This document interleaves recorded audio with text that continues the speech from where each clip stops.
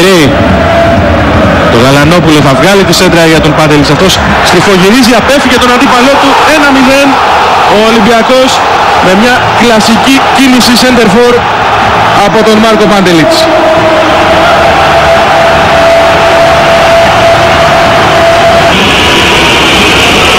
65 λεπτά παιχνιδιού. Η εκτέλεση 1-1. Στο 65 παγώνει το απέναντι στον Ραντμάν. Θα βρει την μπάλα ο τερματοφύλακας του Πανσεραϊκού, αλλά αυτή θα καταλήξει στα δίκτυα 2-2. Ζαϊρή βρίσκει τον Ρόμενταλ. Δεν offside τον Ανός, θα περάσει για τον Παντελίτς. 3-2 ο Ολυμπιακός.